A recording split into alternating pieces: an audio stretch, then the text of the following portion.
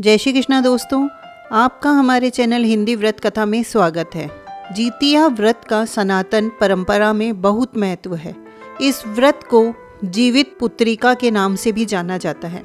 जीतिया का व्रत सुहागिन स्त्रियों द्वारा किया जाता है। इस व्रत को संतान की लंबी आयु के लिए किया जाता है।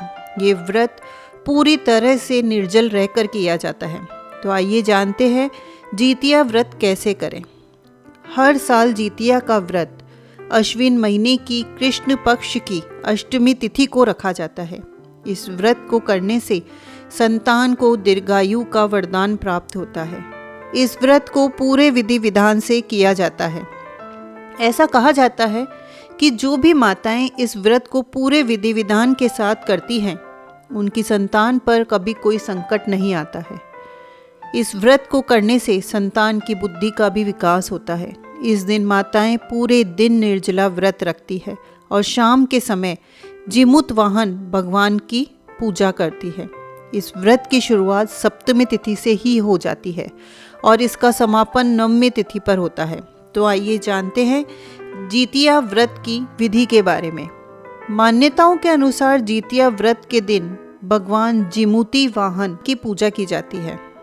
इस दिन प्रदोष काल में पूजा करना अत्यंत शुभ माना जाता है। सुबह उठकर स्नान करने के बाद महिलाएं साफ कपड़े पहनती है और व्रत रखती है। पूजा के लिए कुशी से बनी भगवान जिमुती वाहन की मूर्ति को एक चौकी पर स्थापित किया जाता है। धूप, दीप, फल, फूल आदि भगवान को अर्पित किए जाते हैं। इसके अलावा सियारों और चील की मूर्ति को गाय के गोबर से लीपा जाता है। फिर मूर्ति पर लाल सिंदूर लगाया जाता है। पूजा करने के बाद भगवान जिमुती वाहन और जीतिया व्रत की कथा सुनी जाती है। ज्योतिष शास्त्र के अनुसार जीवित पुत्री का व्रत विवाहित महिलाएं पुत्र प्राप्ति और दीर्घायु के लिए करती हैं। इस दिन लोग 24 घंटे का उपवास रखते हैं, कुछ भी नहीं खाते पीते।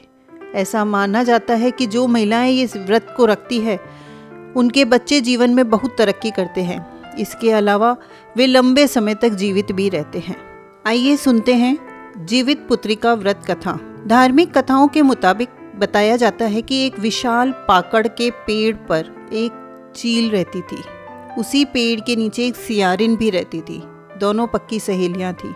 दोनों ने कुछ महिलाओं को देखकर जीतिया व्रत करने का संकल्प लिया। भगवान श्री जियुत वाहन की पूजा और व्रत करने का प्रण ले लिया। लेकिन जिस दिन दोनों को व्रत रखना था, उसी दिन शहर के एक बड़े व्यापारी की मृत्यु हो गई और उसके दाह संस्कार में सियारिन को भूख लगने लगी। मुर्दा देखकर वह खुद को रोक न सकी और उसका व्रत टूट गया। पर चील ने संयम रखा, नियम और श्रद्धा से अगले दिन व्रत का पारण किया। अगले जन्म में दोनों सहेलियों ने ब्राह्मण परिवार में पुत्री के रूप में जन्म लिया। उनके पिता का नाम भास्कर था। चील बड़ी बहन बनी और सियारिन छोटी बहन के रूप में जन्मी। चील का नाम शीलवती रखा गया। शीलवती की शादी बुद्धिसेन के साथ हुई, जबकि सियारिन का नाम कपूरावती रखा गया और उसकी शादी उस नगर के राजा मलाय केतु से हुई।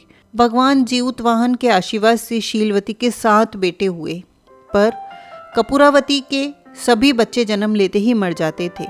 कुछ समय बाद शीलपति के 7 पुत्र बड़े हो गए और वे सभी राजा के दरबार में काम करने लगे। कपूरावती के मन में उन्हें देख ईर्ष्या की भावना आ गई और उसने राजा से कहकर सभी बेटों के सर कटा दिए। उन्हें 7 नए बर्तन मंगवा कर उनमें रख दिए और लाल कपड़े से ढककर शीलवती के पास भिजवा दिया। यह देखकर भगवान जियुत वाहन ने मिट्टी से 7 भाइयों के सर बनाए और सभी के सिरों को उसके धड़ से जोड़कर उन पर अमृत छिड़क दिया। इससे उनमें जान आ गई। 7 युवक जिंदा हो गए और घर लौट आए। जो कटे सिर रानी ने भेजे थे, वे फल बन गए। दूसरी ओर रानी कपूरावती बुद्धिसेन के घर से सूचना पाने को व्याकुल थी। जब काफ़ी देर सूचना नहीं आई तो कपूरावती स्वयं बड़ी बहन के घर गई। वहाँ सबको जिंदा देखकर वह सन्न रह गई। जब उसे होश आया तो बहन को उसने सारी बात बताई।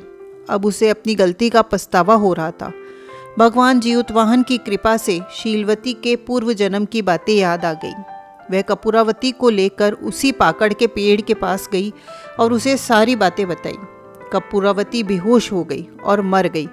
जब राजा को इसकी खबर मिली तो उन्होंने उसी जगह पर जाकर पाकड़ के पेड़ के नीचे कपूरावती का दाह संस्कार कर दिया।